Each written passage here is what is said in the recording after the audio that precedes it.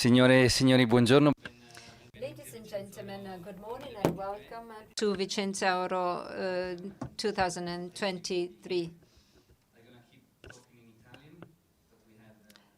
Parlerò adesso in italiano e avete la traduzione a disposizione.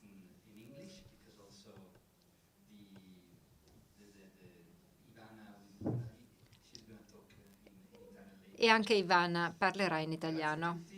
Benvenuti ancora.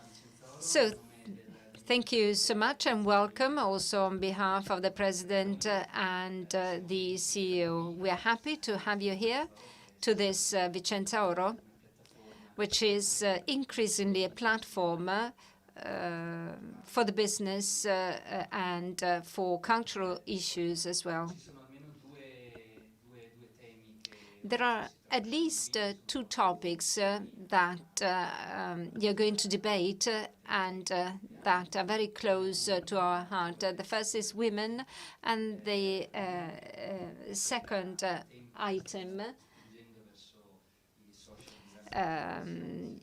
which is environment, together with SIBGIO and our partners. And welcome to Mr. Cavalieri. We are very much focused on the environmental objectives. We don't believe that a fair is just a place where to sell and buy. Of course, this is the core business, and we thank all the exhibitors. But our role cannot be limited to that, and we also have a cultural focus, so to give the right information, to promote the issues which are most of interest for us. So it's important to continue to focus on that. And then the second issue is sustainability. That is sustainable development goals. And we are promoting this issue together with SIBGIO and all the other partners because we think that we have a responsibility. We cannot just afford to think only about transitions of the future. So I would like to thank the organizers, and now I would like to introduce a key opinion leader, Ivana Ciabatti, who has a lot of capacities, a lot of roles.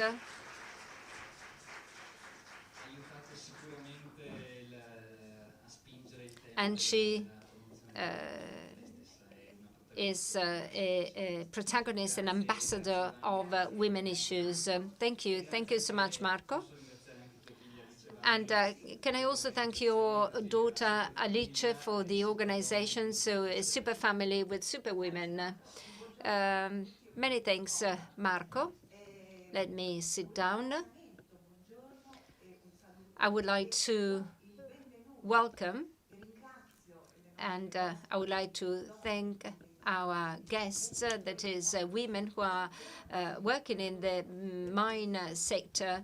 And thanks to their work, they make the difference in forging a more sustainable fair. We have Gwennael.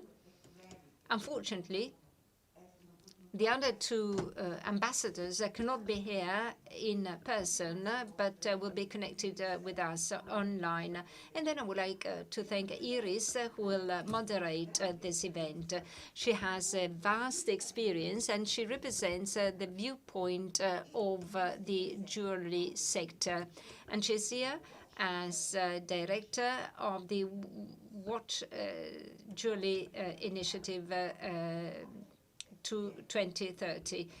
And then I would like to thank all the staff who has supported us in this event. So thank you so much. And thank you also for your sensitivity and focus on these topics. Today, we will speak about sustainable issues, equality of genders, and then biodiversity and climate changes. And the objective of this panel is to share the positive experience of these women who work in the mine sector and who work in the area of sustainability women that we will listen to and who are fundamental in this road towards sustainability. And then this is a very important time because we are connecting two worlds, the world of mining and the world which uses the raw material for the production of jewels. And then let's say that it's very important that those who use this raw material should know that there is an evolution in the mine sector. Companies are increasingly focused on gender equality, inclusion, sustainability. And I realize that these are fine words, fine slogans, but there is still a lot of work to do. At the same time, it is important that the mine industry gets in touch with the world of jewelry, because I would like to recall you that we Italians are first in the world in terms of creativity, in terms of innovation, in terms of high technology. And as I am a member of the Responsible Jewellery Council, I can tell you that Italians are very much focused on sustainability. And, well, I realize that when I speak about my sector, I'm so proud of it that I would never stop talking about it. Anyway, let's say that women, right because of their characteristics, that is resilience, empathy, intuition, and stubbornness, they are fundamental, and they contribute to this change, to this improvement, and as a consequence, they contribute a lot to the search for solutions for climate problems, improvement of environmental impact, respect of human rights, and then, last but not least, the increase of the income of the various mine companies. So this contribution given by women is an essential part in the pursuit towards this innovative environment where there will be different competencies in a world which has always been characterized by men. So I'm not saying that women are better or have better skills or competencies. I'm saying that they have different skills and competencies that are complementary, and altogether we can contribute to a more sustainable future that in the end is good for the planet and for the business. Because I would like to remind you that sustainability increases the reputation, which is not written in the budgets. And to have a good reputation means to sell more and to have access to more funds, because the world of finance will increasingly pay attention to the issue of sustainability. And then I would like to share with you my story. For decades, Italpreziosi has launched a small revolution combining the world of mining with the world of jewelry. And I have to say that it is a very difficult road to go, but we are really at the center of the supply chain, and we play a very important role. And right at this time, which is characterized by a war which has an impact on raw materials, and that has had an impact on precious metals in terms of supply, in terms of increase in prices, and in terms of logistics.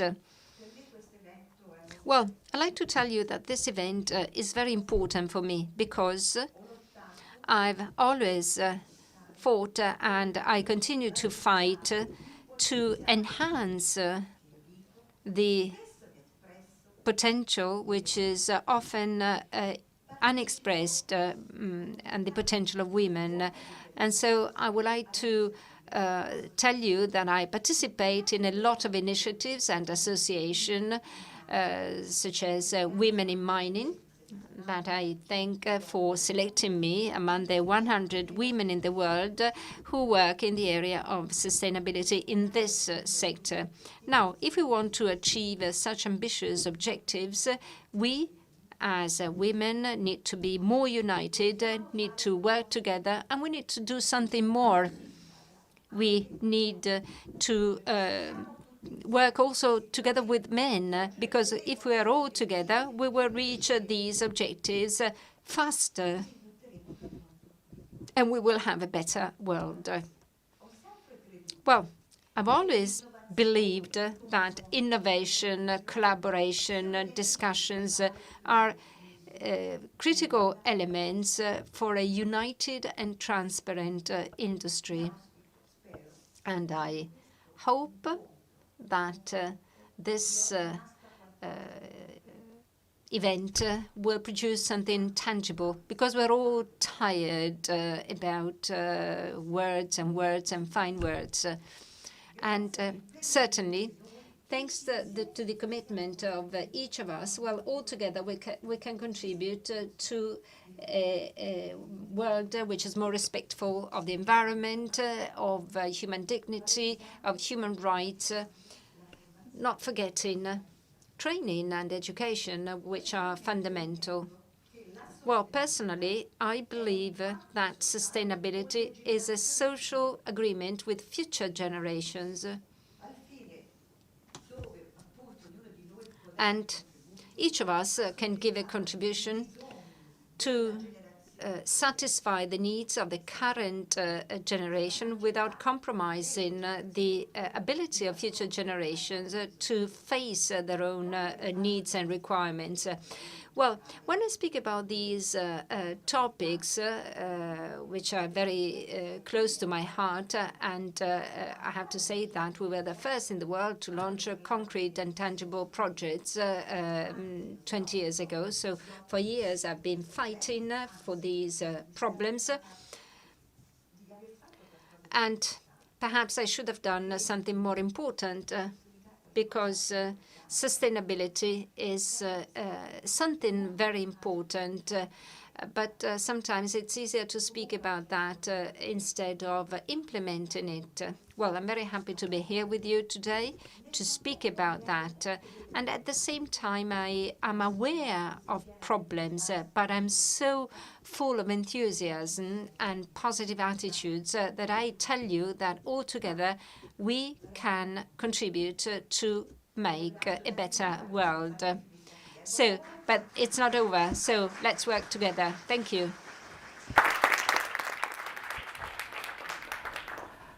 Gwen. Oops.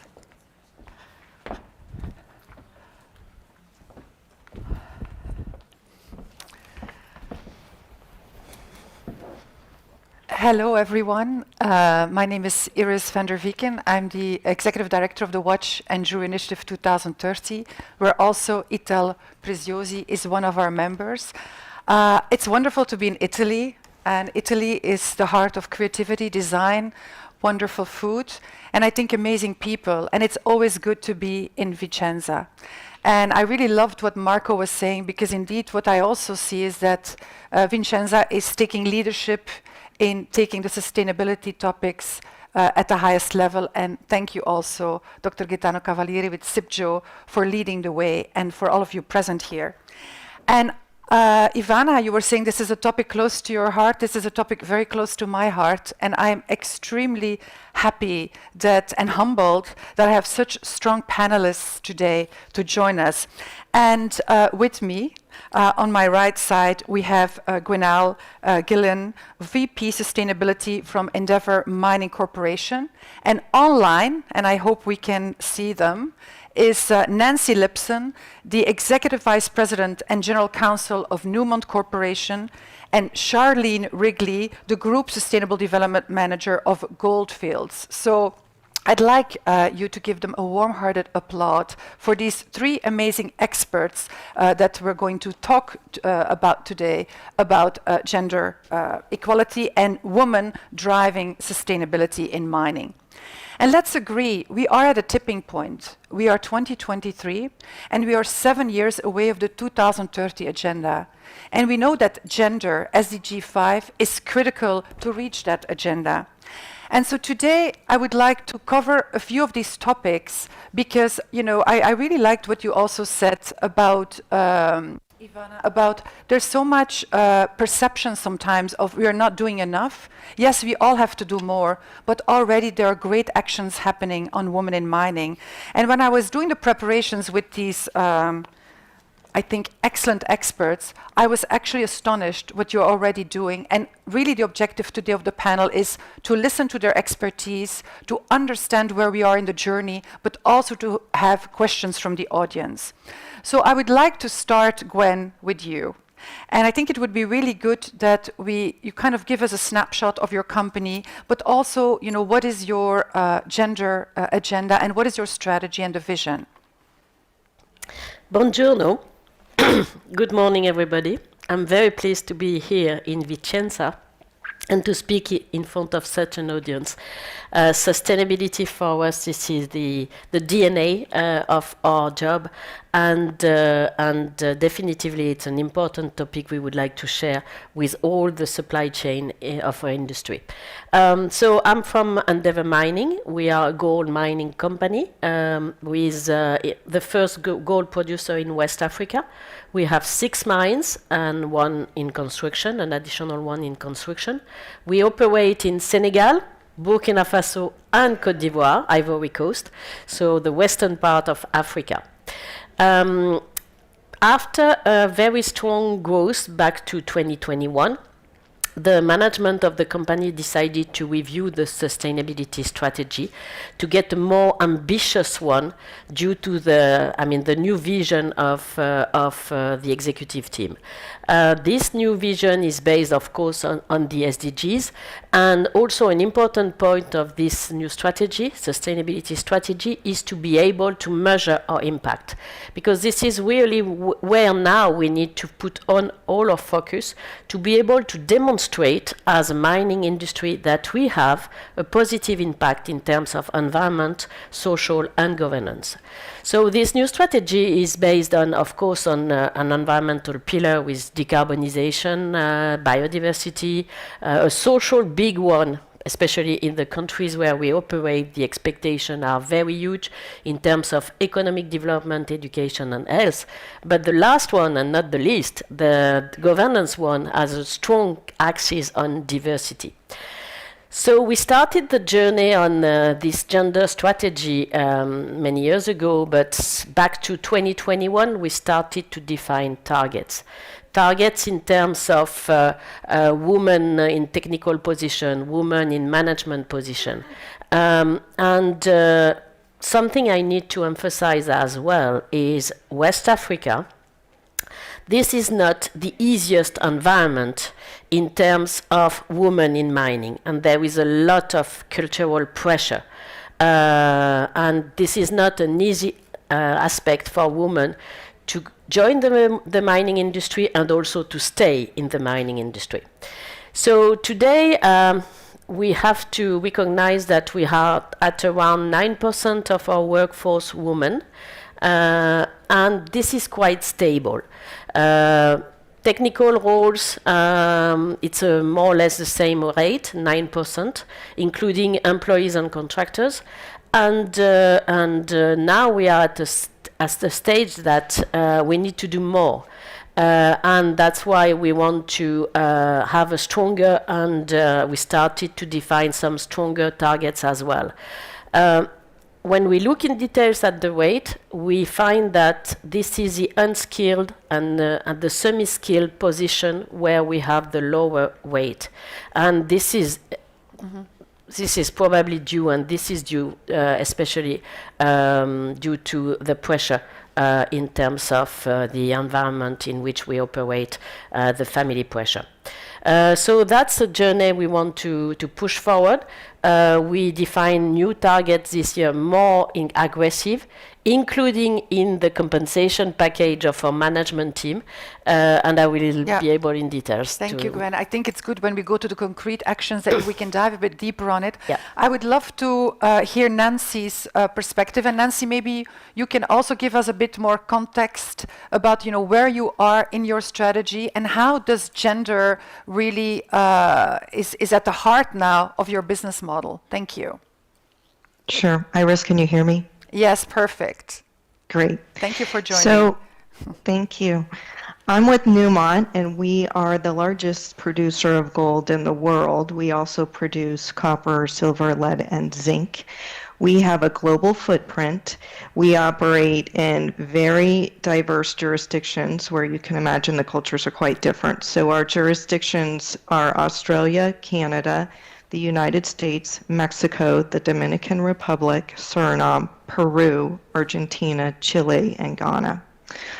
On the specific strategy, let me just say I am absolutely thrilled to just be talking about this topic because I started with Newmont 17 years ago, and at that point in time, we had 0 women on the board. We had 1 woman vice president and no other female executives. We didn't talk about this topic, and we didn't track the number of women within our organization or how we were impacting women externally. Today, 42% of our board is female, 25% of our C-suite, meaning our executive vice presidents, 31% of all of our executives are women, 15% of our total employee population, and 10% of our operation personnel are female. All of this I shared to just give you a frame of reference of where we've been, the improvements that we've made, but also the fact that we have a long way to go. Just generally with respect to strategy, and we'll get into specifics, I know a little later in the talk, Iris, but we really have an internal strategy which we track and look at and have measurements and goals for our board leadership, employee population and representation, as well as the workplace culture and environment. And then we also have an external strategy that is woven into our community and social interactions in that how can we look to be a catalyst for female empowerment and change within our host communities. Thank you very much for that, because I think one of the points that comes out of it is that everyone acknowledges we are on a journey and we need reliable data, and then we need concrete actions. And if some of you saw the reports last year of UN Women, that we're approximately 300 years behind for all of us, you know, it means it needs an acceleration. So I would love to hear now from Charlene how you're tackling this and where you are. And I think it's fine, you know, sometimes people say we're just at the beginning of the journey, but the fact that you have a plan and that you're starting to focus on it with facts and data, that's very good. So Charlene, the floor is yours. Thank you very much, Iris, and hello to everyone. Today, I'm very happy and honored to participate in this panel. So I work for Goldfields within the Sustainable Development section of our business. And Goldfields too is a gold mining company. We are pure play gold mining, and we have quite diverse locations too in terms of where we operate, with operating mines in Australia, Peru, of course, South America, South Africa, and West Africa, which is Ghana too, like my colleagues on the panel. We are also building a new project or a new mine in Chile, and we have some joint venture partnerships or projects with other players and partners too within our business. So for Goldfields, we recalibrated our sustainability strategy when we relooked at our vision, purpose, and values in 2021. And once again, recognized the importance of diversity and talent within our workforce. And perhaps even more importantly is that this diversity and talent is what's going to unlock our business success and performance going forwards. So women, unrepresented individuals or groups within our company And our host communities too are important to our company's success, very integral. So based on this understanding, we're committed to seeking out and retaining, I think that's quite important, a diverse, equal and inclusive workforce. And I'm using the word diverse quite intentionally. Whilst it most certainly includes gender representation within the workforce, it does consider other elements of diversity, equity and inclusion too.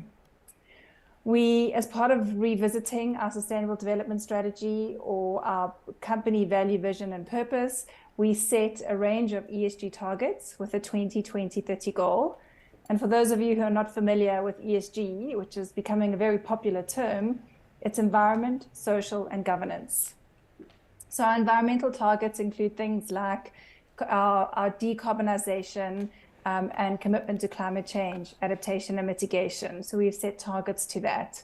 Water stewardship, tailings management, that is waste. And often we hear unsavory stories, anecdotes, or experiences of poor waste management within the industry. And so this is a very appropriate target, I think, for a company like ours to set. Then we go into the social space and we look at health and safety. And of course, as part of our diversity, equity, and inclusion strategy, we've set ourselves an external gender target too, to have 30% gender representation of women in the workforce by 2030. And then lastly, a big component of those ESG targets are around our host communities, our neighbors, and the communities that surround us and are our partners in some instances in the areas in which we operate. So just to also give you a sort of snapshot of where we are, we started tracking our gender and diversity figures very aggressively in 2016. So this is, of course, a journey, and we are all in different places on the journey, but of course are happy that we're on such a journey. We currently have board representation of women at 30% sitting within, our company.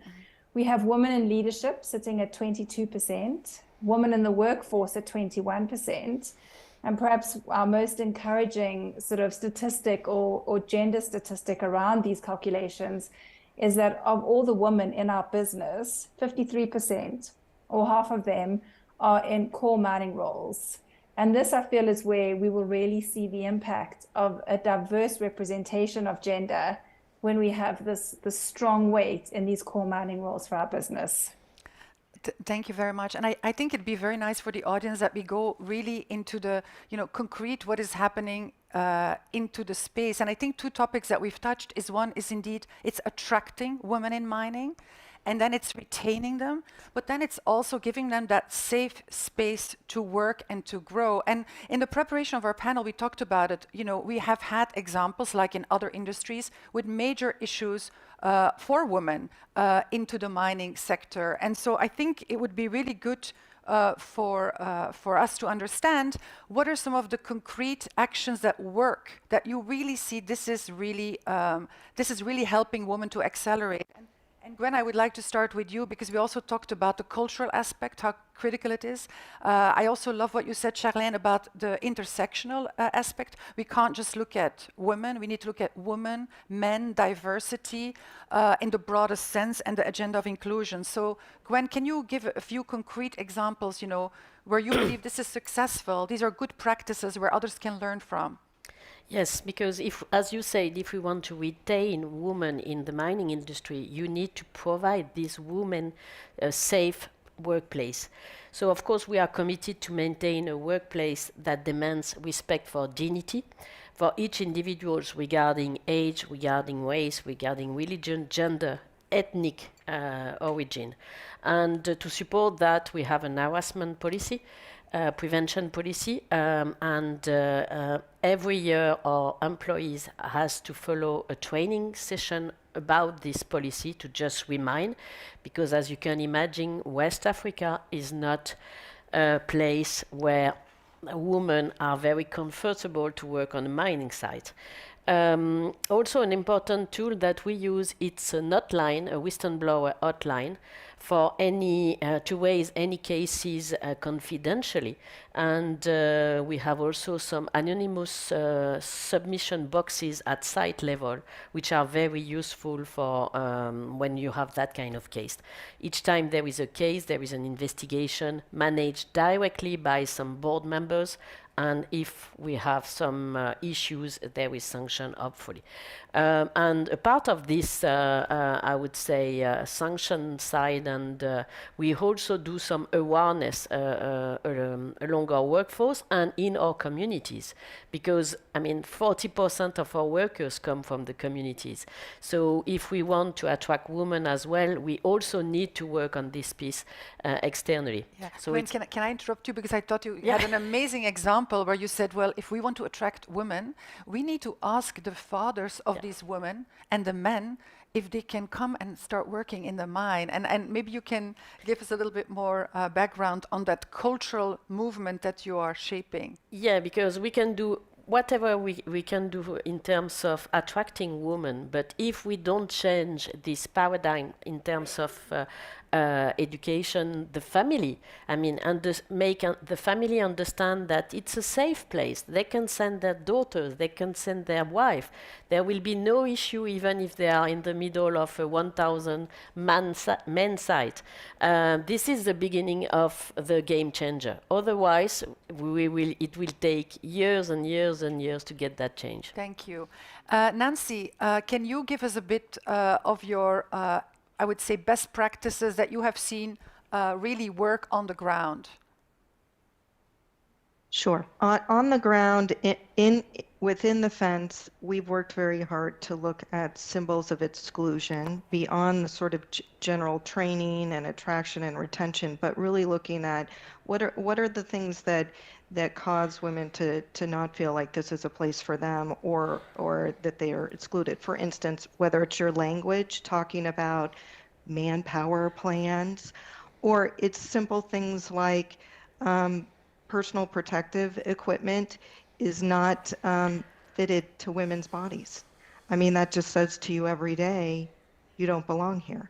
So we've looked very closely at those types of things, or having adequate, it sounds simple, but adequate restroom facilities for women that include menstruation products, those types of things on the ground. And then from an external standpoint, we have looked at trying to disrupt some of the cultural biases that exist by having specific engagements with women in the community only, so that we can hear their voices and hear their needs in places where they aren't historically or culturally invited to speak up. We've also, when we look at another external example, is when we have to relocate communities for mining purposes, instead of just looking at public records as to who are the landholders, which typically in a lot of jurisdictions are only men, even though there are plenty of women who are household leads, we have decided to go to those families, and instead of just looking to provide remuneration and relocation benefits, payments to the head of household that are publicly disclosed as typically the men, we've asked those families, can we split it between the female and the male head of household, presuming that's the construct. But that's what we've done, and we've learned that if you provide that financial wherewithal to the women in the family, it behooves the entire family in a different way than it does if you provide it only to men. So those are just two smaller examples that are a little less obvious, that have worked for us both within the fence, on the ground, and outside of the fence. Thank you. And Charlene, you were very humble, even though, you know, when I heard all your work and your dedication to this agenda, that you're really advancing. But what is your focus at this moment, and what do you see as really solutions for getting those women, not just in those technical roles at the beginning, but also to keep them and then to motivate them and to push them, that they can also evolve in bigger leadership roles? Thank you. I think your key word there was that we're looking at retaining women. So whilst we do have challenges in attracting women into the mining industry, that is certainly not our biggest challenge. Our biggest challenge is retaining women in the mining industry. There's a relatively smaller pool of talent with gender and women in core mining roles, and so there's a lot of competition for it. So companies, I think, are recognizing that their value proposition, which often includes company culture, is very important in retaining women. And, you know, Gwennael and Nancy have given some examples of where these elements play out in company culture. So when we do look at development of our women within the workplace, nurturing this talent and developing it, we've used tools such as engagement surveys with our employees that are repeated on a regular basis and collect a lot of data around many dynamics and elements of our employee or workforce, but perhaps importantly also gives us gender-related information to which we can improve, design, revisit, or continue with certain initiatives and strategies to promote the retention and the development of women in the workplace. So this plays out in our recruitment space. We look at things like unconscious bias training.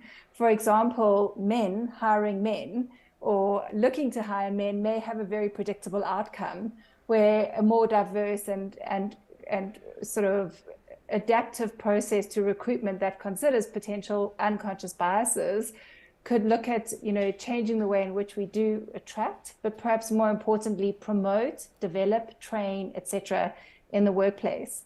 And not only do we set these initiatives around what we wish to achieve, but we hold ourselves accountable. And that's a very effective tool. We determine metrics that should indicate our success, performance indicators, for want of a better term. And we hold people accountable, often through remuneration or bonuses, in order to deliver against these metrics to achieve successes. Thank you. And I think a topic that I would like to touch now is, okay, you know, you have action on the ground. Clearly, we can't do it alone.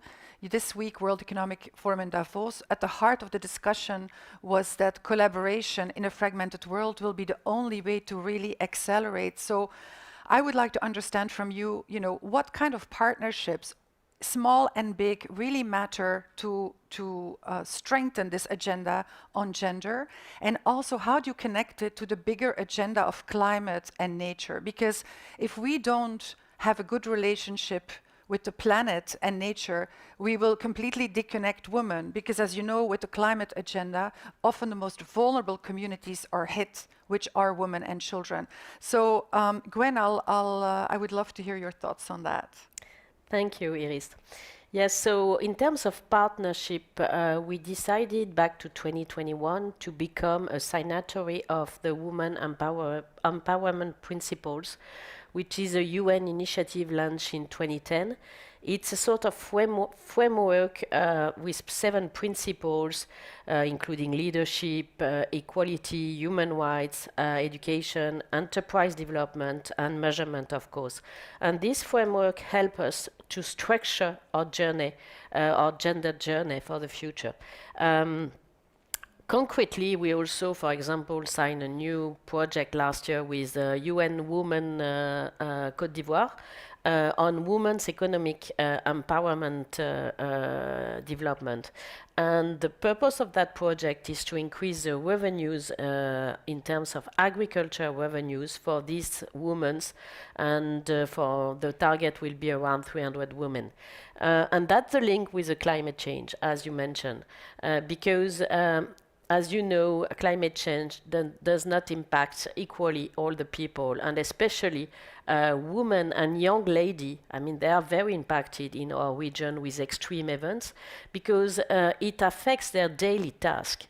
A woman in a surrounding village in West Africa has to manage the firewood, has to find water, has to find food, and you can imagine with all these extreme events, they are very impacted. So our goals is really to make sure that they have a certain level, we increase their education level, to make sure that they will be part of the discussion to find solution, to engage them more, even if they are represented in the different stakeholder engagement activities, but we want them to be more involved and to increase the education level in our surrounding of communities.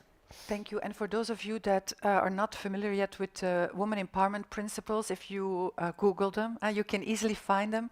They're accessible to use. You can do an assessment and understand your position and place. So it can definitely be a helpful tool for companies, small and large.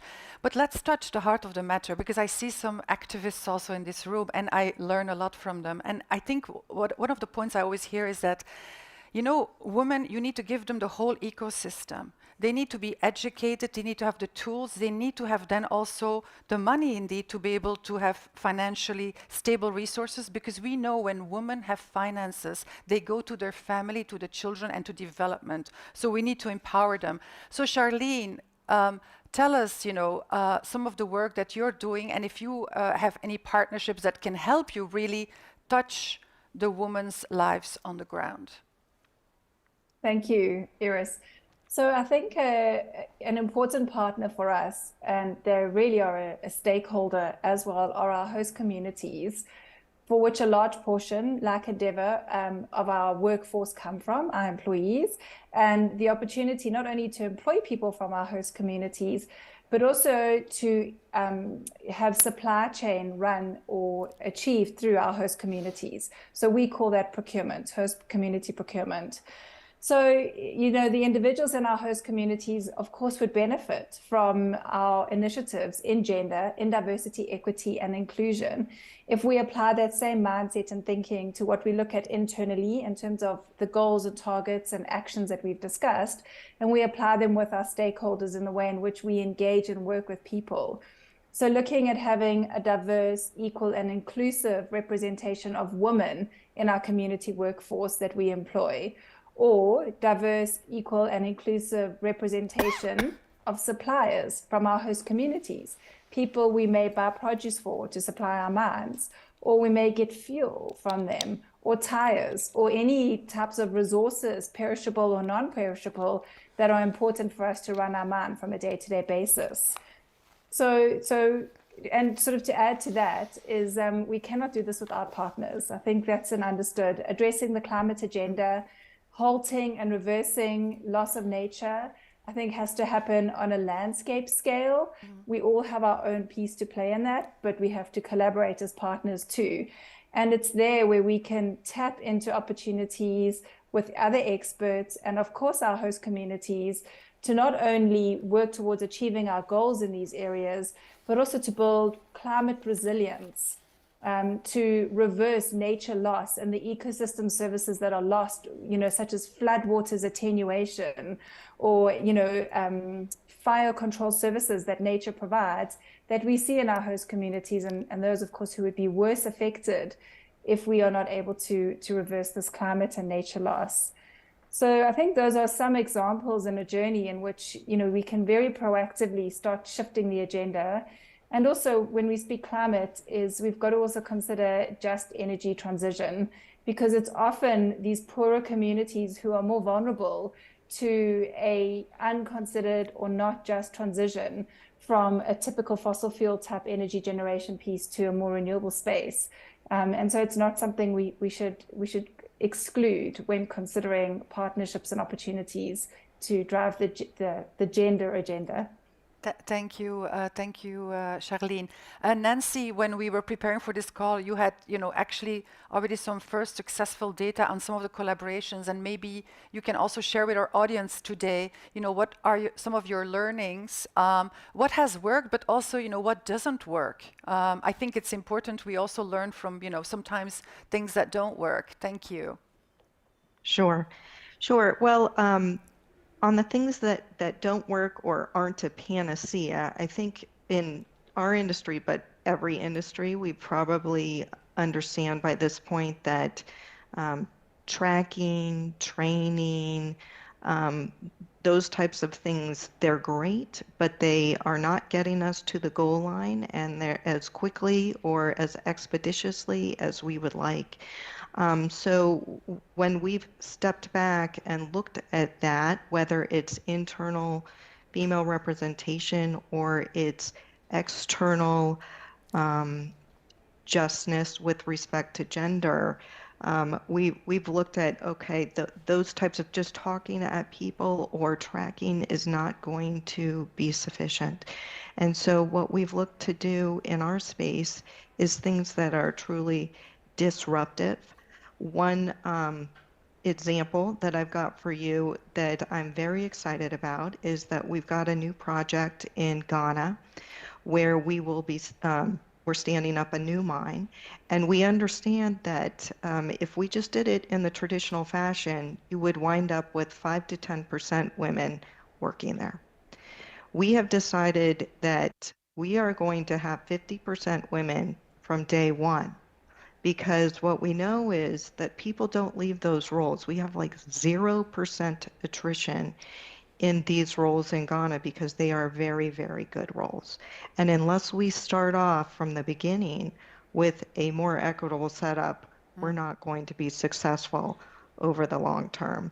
We've also learned just on the climate side and the external side that you really gotta, you do have to get on the ground and be very close to the folks, and we've started several microfinance funds with respect to women and what they have taken off and done in Ghana and Argentina. I don't have time to tell you all the specifics, but it's absolutely inspiring to see what just a little bit does to start that spark in the community, and then they are focused on what matters most there, whether it's from a climate standpoint or social standpoint, and we have just been the spark to get it started.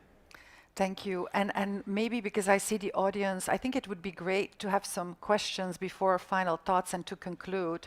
And first of all, it's really nice to see, you know, many men in the audience, because often when we talk about gender, it's a full house with with women. So thank you for that. Some questions, David? Yes, David Ruff from Jewellery Outlook.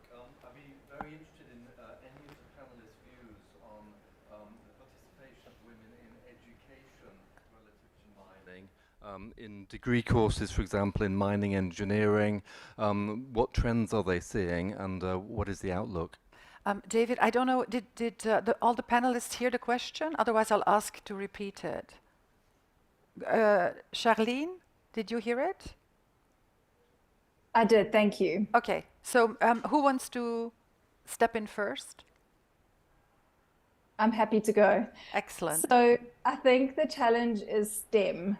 I think it's a term we've all heard, and it's one that we understand the importance of influencing the gender agenda early on in the job life cycle or the employment life cycle.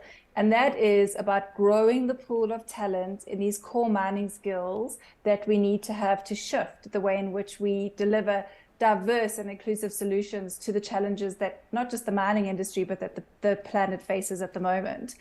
So whilst this is nothing new to that question, David, I think the importance of educating young girls and considering their cultural context or their framework from which they're based, and ensuring that not only are they encouraged to participate in this space, but that the space is welcoming and available to them. We're seeing a bit of a decline in engineering, mining engineering schools and that sort of thing. Those technical skills are becoming less appealing than they have, which of course makes it even harder to create a great fertile learning space to attract girls and women into the industry. Thank you.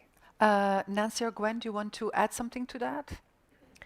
I would just add that in terms of making sure that the young ladies will join all this engineering school, we have also some, we can work as well with the different Women in Mining local group. So Women in Mining is an international organization, and in each country generally you have a representation network, and they do amazing job going to the schools, explaining what is mining and why a woman has a place on a mining site. It's so different position from geologist mining. By the way, the best driver of heavy equipment are women, proven by so many safety statistics. Just end of the bracket. But they do an amazing job for the promotion of women in mining. Thank you. Any other questions? Yanni? Welcome. I'm an activist. I'm known as a gem explorer. Not so much a question, but so much a statement that what we were talking about is education. You know, we've been doing business in mining diamonds in Africa for tens of years, okay? But if you look at an educational facility for cutting fine diamonds supported by the mining communities, it's just not there. We hardly have anything going in education, and I think that's an area that we need to focus on. Mm-hmm.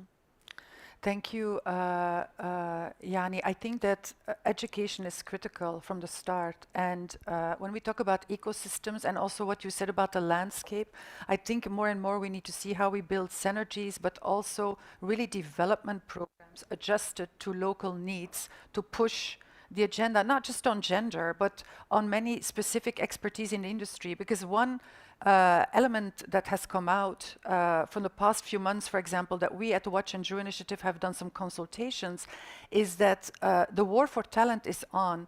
If we want to have a long-term sustainable industry in diamonds, in silver, in gold, and mining, we need to be an attractive industry to work for. And that means is that we need to have strong development opportunities, because why would people otherwise join? And like you said, Yanni, also on the ground, that really that local development stays and that there's long-term sustainability for the livelihoods of the communities. What I wanted to say is that we need to create these pods. I'm working with Copenhagen Commitment right now, which is out of Denmark, a group of wonderful people. And we decided that after looking at all these initiatives and everything else and all these talks and all these rules, and at the end of the day, we still have people that are unemployed. We don't have any great designers coming out of Africa.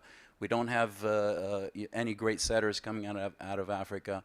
We don't have any pods where we can create, you know, this environment where the miner, as you say, is a woman, the cutter is a woman, the designer is a woman, okay? And you have a pod, because if any of those parts are missing, mm-hmm. then you just have cut gemstones that nobody knows where to market. But if you have the designer there that's working there, you know, and they're able to use those cut stones, it's much easier to market the jewelry than it is to create the environment of the commercial selling of the stones. So for me, it's creating the entire pod mm-hmm. that is important. And I think this part has been missing. And if people start talking to me about, you know, how they're going to do it and everything else, what I see is that we've been doing a lot of talking for over 50 years, mm-hmm. okay? And yet I have two guys in Africa who need funding for an education. They're great kids, Robin and Desmond. One is Zimbabwean, the other one is South African. And nobody's coming out to the plate mm-hmm. to support them on education and everything else. So, yep. You know, thank you, Yanni. No, but I think that's where probably to conclude the panel today, and I will definitely let you first comment. I see you would like to comment. One moment. Yes, of course. I know you can take the mic. It's good. There's passion in the room. I love it. You know, this is very good. We need this discussion. Yeah. We care, and I think that's what matters. And then acting. I'm answering also directly to you because on behalf of Ivana, because 15 years ago she started with the first project where in Brazil, together with a collaboration with Arezzo, because Arezzo is very important as a jewelry production district. They did create a small school for like young guys and girls that wanted to learn how to make jewels. And all of these guys then found work. So they know how to teach also, to use the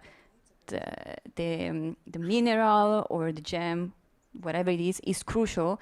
And there, we, as Italpreziosi, we have been trying also to create other synergy also in South America, where usually you have lots of resources, and what you can do, you create synergy also with the jewelry sector, where you can do intercultural exchange, where they can go there teaching, but they can also come from a southern country and teach even to fashion industry, the beauty of their culture, because most of the time there's so much beautiful manufacturing, maybe not with jewels, but they can be improved with that. So This is something that why we are here is to put in contact mining, but also with the last part of the supply chain, because there could be interesting synergy between these parts. And maybe that is maybe that's also the point, I think, of meetings like these, but in general collaborations, is that we'll have to find new ways to collaborate, and we'll probably have to put all our egos down for that also, and really, and make it happen. And I think that's also a huge opportunity. I know there's one more question, and then I would like to ask some final thoughts to my panelists. Hi, I have a quick question because you gave statistics on women in different roles, but how many of those roles are actually occupied by locals? Because I get it that it's important to have women, and women give a different perspective, but everybody actually gives a different perspective. So we have like the LGBTQ plus community, or people that come from different backgrounds that give different point of view. But is it possible for somebody local to actually grow in the company and get in an important role, and a better paid and more? I think it's a really good question, and I'm going to first ask Gwen. Yes, thank you, Iris. Yes, of course it's possible. A woman, a young lady from the community, first of all, we have some education programs, and we do some positive discrimination in the selection process to increase more girls than boys, I have to tell you, because that's the way we will change the dynamic. But so we help them increasing their level of education, and then we want to attract them. And then after in the mine, we have development programs for all our employees, and we have example of very successful story. Not a lot, I agree, especially with women, but we have few example of very successful story with young ladies from the community growing inside the mine in terms of level of job. So yes, it's possible. It needs education at the primary vehicles for them to access to the mine. Executive, not yet, but our first. Just last week we have a new executive, my boss, by the way, and she's Malian, and she had to face all this pressure in terms of cultural pressure and all of that, and she can tell you that it will be a long journey, but we are convinced that we will succeed. And I think that's also the beauty, maybe, that one woman will again have an impact on other women. And I think there's also a huge opportunity, all of us as individuals, if we start with that, really consciously thinking about how we can accelerate that. And that's also critical. And I'm happy. Thank you for your open honesty about positive discrimination. And that brings me to Nancy and Charlene, because I think it's a really good question of the young lady there. So could you give some more thought about that? Sure. We track local employment as well as Indigenous in all of our locations, and we have commitments to all of our communities. It's the vast majority, probably over 80-90% in all of our locations. And we do have executives from all of our locations who are not only executives in those regional locations, and women, not just men, who are from those locations, but we've also found that it is a rich and very fertile ground for expat talent, in that we have expats into the US from Ghana, from Peru, from Suriname, from many of our locations. And so it's not just in those locations where that talent is critical, but they are global talent. So we absolutely are focused on that topic, and I appreciate the question. Yeah. Charlene, I don't know if you want to still add something. I want to give you all the three of you equal opportunities to respond. Thank you. Yes, I hope you can hear me. Similarly, we have a very strong localization drive and of course it's very relevant in some of the jurisdictions in which we operate and less relevant in others, but it's a high priority to ensure that a lot of our talent is local, homegrown really. And we also measure ourselves against these sort of things. Historically disadvantaged individuals in South Africa, for example, is a very important indicator for us. And that's where we look to source and retain and develop locally. Our board is also diverse. We have many diverse locations. We don't have representation of females in all locations, but we do have many. So different cultures, different time zones, different genders. And I think that's part of what's so important about tipping it, really getting this diversity in talent, culture, gender, etc., which is really what I think is going to accelerate the changing agendas around climate, gender, diversity, inclusion, etc. going forwards. But absolutely, yes. Okay. Well, to conclude, because I know many of you are thinking about the lovely food here in Vicenza, let's conclude. I think some concluding thoughts are, first of all, is that, yes, the gender agenda needs to be prioritized. I think a lot of work is being done, but we need to accelerate. We need full ecosystems. We can't disconnect it from what is happening on the ground with the local communities, getting those local communities to really develop and have what we call not just decent livelihoods, but dignity, growth. And I love the question, and to see indeed that these women and men further evolve and accelerate throughout their careers. We cannot disconnect also the gender agenda from climate. We heard today how it's so important to look at the impact of climate, nature, biodiversity, and how that strategy has to be linked as one in your company. And then, yes, data is good and targets are good because targets, gives you accountability, right?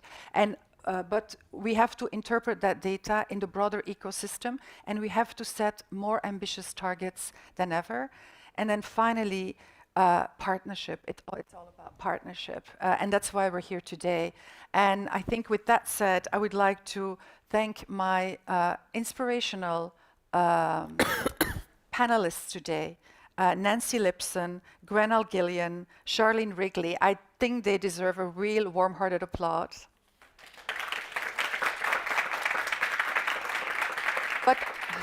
But also allow me to thank Italpreziosi, because we were talking about, at the end of the day, it's all about people.